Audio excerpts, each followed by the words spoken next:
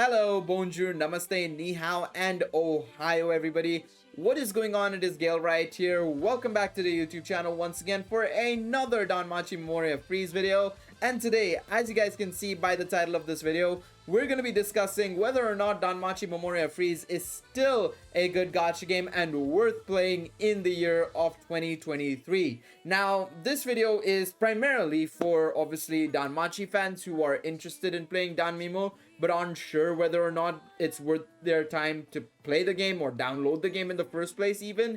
Of course, it's also for casual gacha game players or even players who are looking for a new mobile game to play, basically. So this video is mainly for them, but also on top of that, this video is also for the older Danmemo players. You know, maybe you're coming back to the game or you've been playing this game for a very long time, so are interested to see what my opinion is, because trust me when I say this, my opinion is probably a lot different in comparison, not probably, definitely a lot different in comparison to other, you know, Danmemo players that have been playing this game for nearly the same amount of time as I have, or exactly the same amount of time as I have, because I've been playing this game for nearly 5 years. We're gonna be approaching the 5th anniversary for the US version in March, and I've been playing this game since March 2017 when it first dropped, or March 2018. I nearly got the year wrong. March 2018 is when it dropped. I've been playing it since then. So my opinion of this game is probably going to be a little biased potentially because I'm a fan of the franchise, but also it's going to be a pretty good one because I've been playing so many different gacha games in the same time, and I've had experience of each and every gacha game I've played for a duration of time, be it 6 months to a year basically. So whatever I'm going to talk about here, I'm going to compare it with other gacha games and my experiences with those gacha games, and I'm also going to say what Danmachi Memoria Freese has done better and worse. So hopefully you guys go on to enjoy this video. Please be sure to leave a like, subscribe to the channel. Nearly 70% of you guys are not subscribed, and we are so close to 1,000 subscribers. It would be amazing if you guys hit that subscribe button to get us to that 1,000 mark. It would be incredible. And of course, leave a comment down below, and this can be from anybody, new player, older player. You know, you might have reinstalled the game, whatever it may be.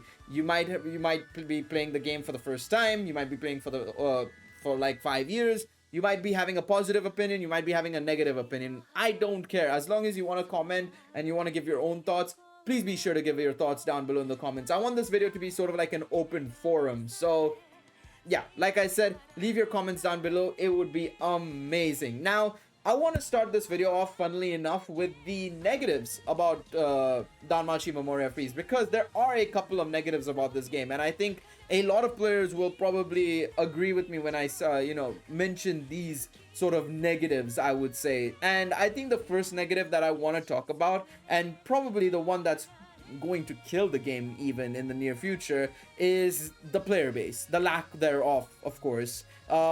We are a very small player base, I would say. Even if you include the JP player base, you include our player base, you include the EU player base, KR, Hong Kong, Taiwan, you include all of those players together, we're probably not even above 15,000 players, in all honesty. We are around 5,500 players in total actively playing war games or PvP or Record Buster, whatever. We're 5,500 at least, from my understanding, based on what I've seen and what I've tested, because I actually have a alternate account, funnily enough, that I've been using in order to get an idea of the player base. Now, of course, there we go, I had Twitter open in the background, but as you guys can see, right now the ranks are being tallied, but I actually checked it.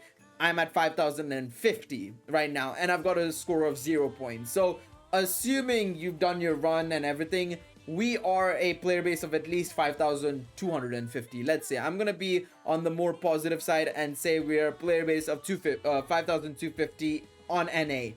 JP is another, like, say 7,000, 8,000, maybe 10,000. Let's say they're actually 10,000 and they have a much higher player base, right? And then you have, of course, EU, KR, Taiwan and stuff, adding up the numbers. Say they're 2,000, 2,500 minimum, let's say. Maybe more. But yeah, we're around 15,000 to 20,000 players only. So we are a very small player base. And the fact of the matter is is that that is not really good for the health of the game, right? There is a very high chance that the game could shut down. So as a result, that is a problem. That is a significant problem and a negative to the game, because we don't know how long the game will last. Who knows? It's nearly 6 years into its life cycle. There is all the chance in the world that it could shut down within the next 2 years. And you know, you've downloaded the game, you've spent time on the game, but it's shutting down within 2 years.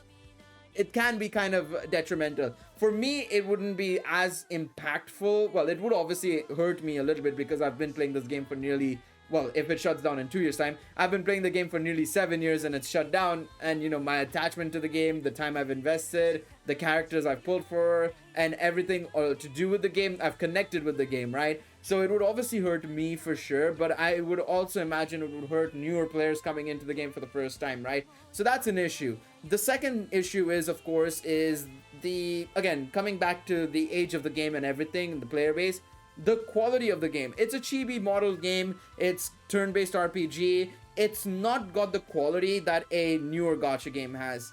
And I'm gonna have to point it out, Danmachi Battle Chronicle is coming out in about 4 to 5 months time. It's a 3D gacha game that is an ARPG experience and is all up in your face, right? It's got the animations, it's got the quality, it's got the 3D models, like I said. You know, it is basically on par with a lot of newer gacha games. Of course, it's not on the level of, say, a Genshin or Honkai quality or anything of that sort, but it is much higher quality than, say, Danmemo, in terms of the fact that it's 3D model game and stuff like that. Now, we don't know exactly how well detailed it is or the realistic full-on quality of the entire package, but based on the trailer, we can assume that it's going to be of higher quality. So there is that as well. It's a very old school gacha game, Danmemo is, and as a result, you can tell that it's got a lot of issues in that regards. Now, the third and I would say, well, third issue, I would say, I will come on to the fourth issue in a moment. The third issue is probably the potential cheaters that are in the game. There are people that can get away with cheating in the game. Obviously, Danmemo regularly makes sure to remove a lot of the players that are in the top ranks that have been caught cheating. I mean, there is somebody in here that I'm not seeing anymore. I don't know if he's been removed or not. His name was Kamisaro or something like. Oh no, he's there. Okay. I was about to say, did he get caught cheating or something? But a lot of players have, you know, noticed that cheating does happen in Danmemo. But the thing is, even if they do remove a couple of accounts here and there, it has been noticed that some cheaters are able to get away with it. I personally don't know how. Maybe veteran players or older players who know and have investigated a lot more can put it in the comment section down below, because I never really looked into it, and I should probably make a dedicated video to it. Maybe somebody at WFS will actually look at it and actually realize that they've messed up. Or if WFS is watching this video, I mean, guys, come on, you guys need to be checking this stuff. But either way, you know, it is an issue and it has been noted. As far as I know, recently it's a lot less, but that's also because I feel like there aren't that many players playing the game, right? So technically the first negative point has actually, you know, kind of helped the third point in a way, but it's a bit funny in that regards, of course. So yeah, there is a set of cheaters, but I mean, as you guys can see, I mean, we still end up in the top ranks nonetheless, even without cheating. So goes to show that the player base itself is really small, so you can kind of get away with it. And then number 4, in my opinion, this is more so towards the whale side of things. The prices are a little steep. You can make an argument and say, obviously, the gacha is very friendly, and I'll come on to that in the positive side of things. But some people can make an argument and say, you know what? These prices are a little bit high. You know, it's 400 iris for a multi, and it's $80 to get 1600 iris, and that's their discount. I feel like, in terms of monetization, I feel like they could get away with giving more, you know, discounts and more sales, but they've never done it for some reason. I think that would help the game so much more if they would actually do actively more sales that are beneficial and actually usable, because that, I think, also hurts the game a little bit if they, you know, drop these sales but nobody wants to get them because they're not really that valuable. So that's another thing I would say. Now, I would say those are my main issues with the game. Now, I know a lot of players will probably be like, what about the power creep and everything and all that jazz? And I personally feel like the power creep has probably been the best it's ever been in a while. I know a lot of people will probably say, what about Astreus and Bell? You know, they're amazingly strong units. But that's the 5.5 anniversary units. Guys, come on. Are we really going to say that anniversary units shouldn't power creep? Now, obviously, I don't want it to be an extortionate amount of power creep, but let's be real. Even if you didn't pull Bell or Astreus, you will still get a good rank in both War Games and Record Buster. I still maintain this. I made the video about the top War Games units a couple of days ago, about a week ago, I think I actually made that video. And I literally said, while Bell and Astreus are obviously the most popular units, there are other teams in this list that you could easily run without those units and still get into King 1, King 2, or King 3, which is the bare minimum a lot of players should be getting into, in all honesty. So let's not get it twisted. I think the power creep is a positive, and you can make an argument and say that this is now me moving into the positives. I don't think the power creep is that bad. If there's anything that's good about this game, I think the power creep is well placed to the point where you can get away with running the team you want to run. If you're running a magic team, summon for magic units. If you're running an ailment team, you summon for ailment units. It's being smart with your currency. It's being smart with your iris, basically. For example, I'm at 8,000 iris. I was at 0 after the Hero Festa banner. I was done out. I had no iris left. Well, not the Hero Festa banner, the 5th anniversary rerun banner, because I was summoning for those units. Now, of course, I'm at a point where I have had nothing to summon on, so I'm just there like, well, I can stock back my iris up. And in the last 2-3 weeks, I've gone from having basically nearly 0, I think I had like 500-600 iris, back up to 8,000 iris, which is an insane amount of iris. Now, obviously, I did take advantage of, you know, getting the free month of the monthlies to help out with this, of course. So if you don't know, you can get the month, you can get these monthlies for free for 1 month, and then you cancel the subscription. You still keep the free month for sure. But yeah, I mean, I'm back up to 8,000 iris. I think if there's anything about this game that's amazing, is that how free-to-play friendly it is in terms of the rewards it gives out. I know a lot of people will probably say, well, Gale, are you seeing the top ranks? They're all MLB. You know how hard it is to get units to MLB. And I agree, it is very, very hard to get, you know, units to max limit break and stuff like that. But again, it's all about using your iris smartly. It's about where you use your iris. It's about how you invest your free currency that they give out. Remember, this game not only does it give out free iris so on a regular basis. I mean, you look at the rewards. Like I said, as long as you get to like certain ranks, you will get a good amount of iris. And I mean, if you get to Battle Princess 1 or King 3, you're getting 500 to 600 iris, which is a decent chunk of iris on a weekly basis. It's the same with Record Buster. Reach rank 5,000, which I mean is not difficult at all, considering all you have to do is score a little bit and you're already in the top 5,000. You know what I'm saying? So I mean, look, let's be real. It's not very difficult to reach the top ranks as well in War Games or Record Buster, as long as you summon for the anniversary units. I've been using the anniversary units, and that's how I've gotten, you know, in the top 250 in War Games and Record Buster. But that's also because I've been smartly using my currencies. Remember, this game gives you so many bonds that are just freely obtainable. Like, for example, I still have 3 adventurer prison bonds. I also have 1 gold bond, which is only for a 3-star unit, but it's useless. But I've got 3 prison bond adventures. I can use this on any 4-star adventure that is non-time limited. You can also get star bonds for free as long as you keep farming regularly. Obviously, the only issue is with Hero Festa units, which are a new type of unit. We don't have any way to actually get bonds for free. But even here, if I want to get bonds for time limited units, I can easily get it for these units. Again, like I say, this game gives out so much of these tickets, currencies, bonds, and stuff like that, that realistically speaking, as long as you're planning it out properly and you're doing the math right in your head, you really shouldn't be having a problem whatsoever. Honestly, you really shouldn't. Wow, that is amazing. Good, perfect timing, actually. She is a meta unit, by the way. She is a meta unit. A meta assist, by the way, and I actually got her in this single ticket. That's insane, actually. But I'm telling you, she's a meta unit because she's literally 2nd place in the popular unit rankings.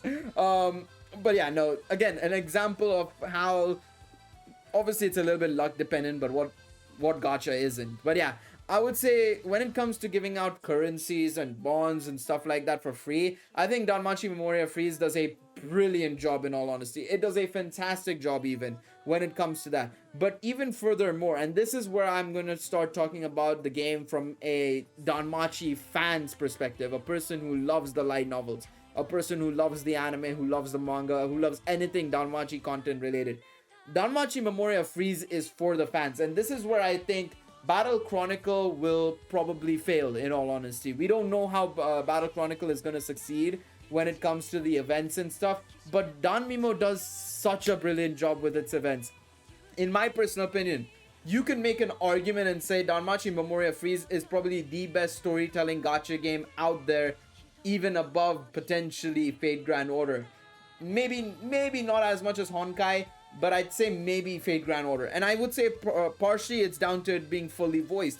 This game gives a fully voiced event regularly on a 3 to 4 week basis. You can access all the stories, including Sword of Rotoria, which hasn't been adapted into an anime format. They actually adapt the light novels because JC staff isn't adapting the Sword of Rotoria light novels into an anime format. At least Danmachi Memoria Freeze is. You're able to experience these stories in game with, animation, well, not necessarily animations, but like images, voices, stuff like that. And I think that's such an important thing, right? Because a lot of people will get that emotion, that extra sense, that extra dimension from just having the voice actors actually voicing these characters, and you being able to read these stories without having to go out of your way and buy the light novels. You know what I mean? So in my opinion, that's phenomenal as well. And on top of that, of course, you have these extra events. You have the canonical events like Argonaut, Knights of Fianna. You have Astrea Record. Stories that are becoming light novels, actually. They're actually being published as light novels. You can see the love and care they have in that. Danmachi Memoria Freeze may not feature a lot of innovation, and I guess that's a bit of a negative as well, as the lack of innovation and the lack of progression from going from what they had 3 years ago to now. It's not that different, but what they do have is definitely a lot of love and care for the game. You wouldn't see them still doing fully voiced stories and consistently pumping out events on a regular basis if they didn't care about the game. They definitely do care about the game. It's just that I think a lot of it is also down to the fact that, well, obviously the player base isn't that high, so they're focusing on the things that they know will still sell and what will still keep the player base, and that's making sure that the stories are top notch. And I think obviously Omori Sensei, the author of Danmachi, he has an invested interest in Danmemo as well. He regularly writes the stories for Danmemo. He plays the game regularly. He endorses the game. So obviously there is that factor as well where Danmemo does a brilliant job. And again, this is where I think Danmemo is also a level above a lot of other gacha games, and it's my opinion in regards to this, of course. I think when it comes to anime IP gacha games, a lot of them are very obvious cash grabs, and they don't move away from being a cash grab. Very few gacha games go out of their way to give us consistently stories regarding these characters, regarding side characters even. I mean, look at Valhalla Panic, for example. Out of all these characters, the only one most people would know from a glance is probably Seer and maybe Osfi. Nobody knows the Freya familiar members. Nobody knows who Aphrodite is, because Aphrodite has never been in the anime or light novel. She's a Danmemo original character. So there is obviously that factor as well. I mean, the fact that they can bring in these side characters and make them into something special, allow Danmachi fans to connect to all of these characters, is just very, very important, and very much so desirable, I suppose is the best word here. It's very, very nice to have this sort of stuff. So obviously the story side of things is brilliant, but yeah, like I said, anime IP gacha games, you look at them, I mean, a lot of players play Dokkan and Legends and all these gacha games, and they're good gacha games on their own right, but being frank, and as somebody who's played Dokkan for nearly 7 years, obviously quit recently in the last 3 to 4 weeks, I feel Dokkan is all about the characters that they drop. It's never about the content that they have or the stories that they have, because the stories, they never really go and do something special story-wise. It's always about the characters and the hard content that's in the game.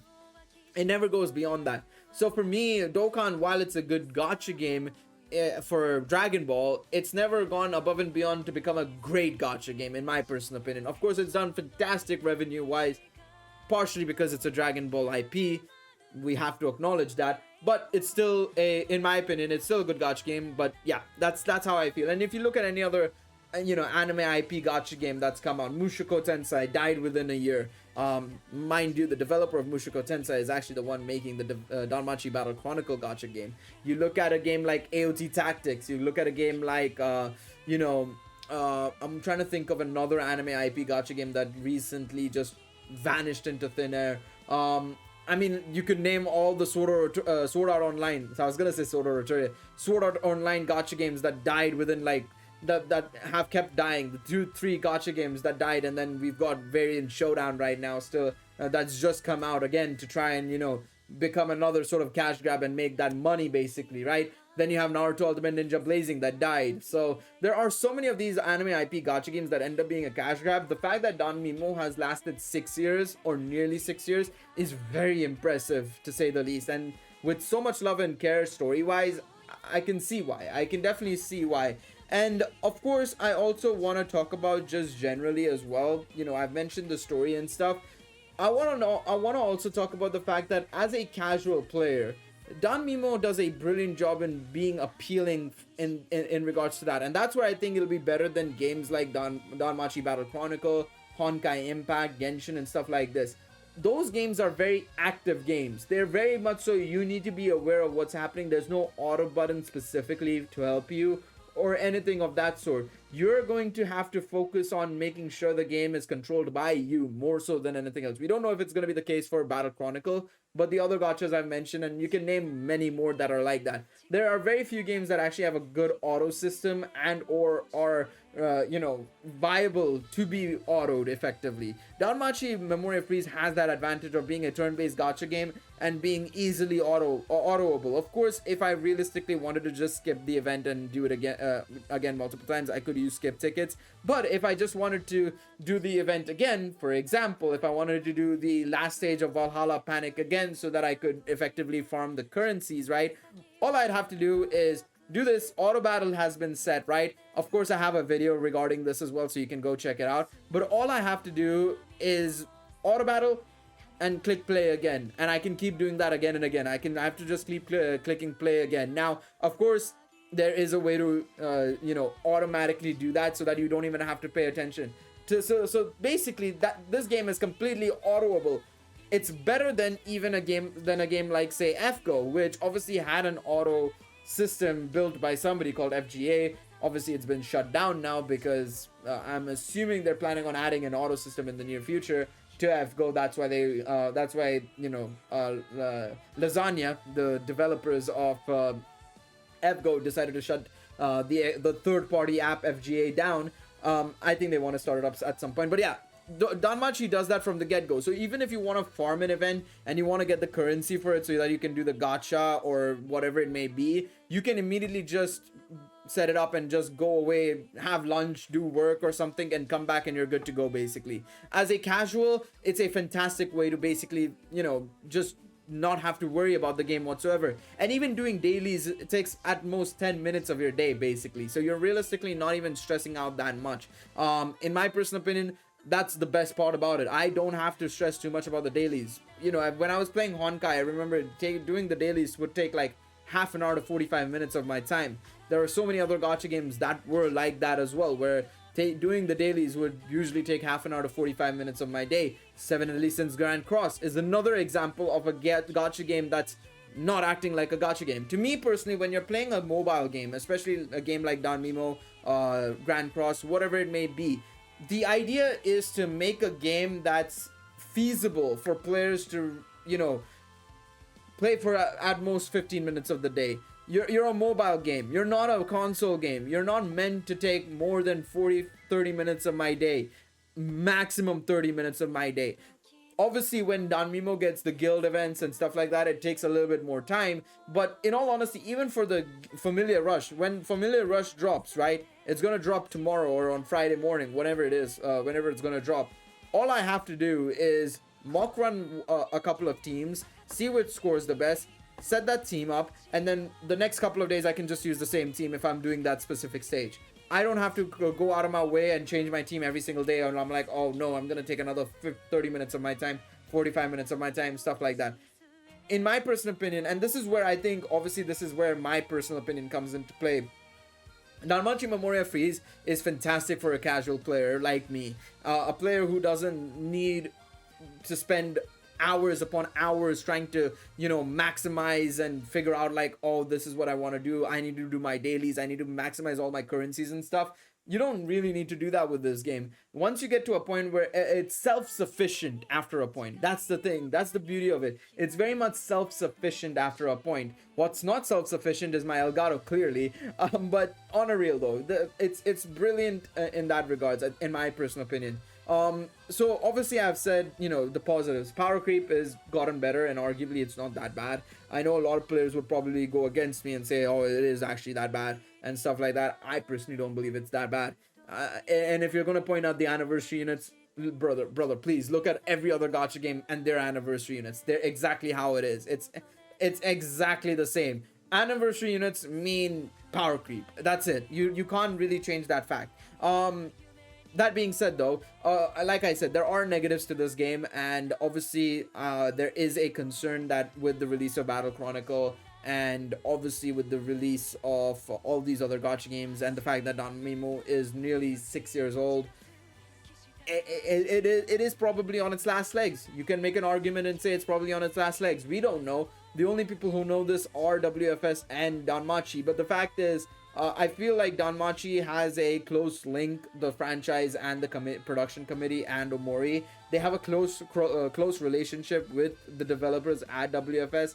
I think WFS have a lot of care in this game and a lot of love in this game for sure. There's a reason why we get these stories regularly. That's why these stories are all voiced. There has to be a reason for that, right? And I think as a result, I do believe Danmemo is still gonna stick around even when Battle Chronicle comes around. The question is, if Battle Chronicle does take a lot of the unique selling points that Danmemo has right now, such as the stories and stuff like that, where do we go from there? That's the real question. But in my personal opinion, right now, Danmemo is still a gacha game that is worth playing in 2023. A lot of people will probably say you could play better gacha games and stuff, but in my personal opinion, for a game that gives an amazing story, for a game that has an amazing set of characters, in my personal opinion, and for a game that doesn't take a lot of your time, it is absolutely worth playing this gacha game, and it is absolutely worth installing and giving it a shot. It may have its flaws, it may have its issues, but what it has is heart, in my personal opinion, and what it has is also an inherent advantage of being a great casual experience. So that's my personal thought process on it. Of course, I feel like this video was a little bit all over the place. I don't even know if I said more positive points than negative points, but I personally believe the positive points outweigh the negative points. But yeah, let me know what you guys think. Of course, you guys may feel otherwise. Like I said, leave it in the comment section down below. I want this video to be sort of like an open forum, and of course, if you enjoyed this video, please be sure to leave a like, subscribe to the channel. It would be amazing if you guys do so. And once again, I appreciate all of you for tuning in. Tomorrow, should you summon for the new anime gacha? I have no idea who it is. I've been hearing it's potentially Wealth or Daphne. I have no idea who it is. I'm gonna be surprised with you guys tomorrow morning. But yeah, let me know what you guys think down below in the comments, and I will see you guys in the next one. Take it easy, everybody. Bye bye.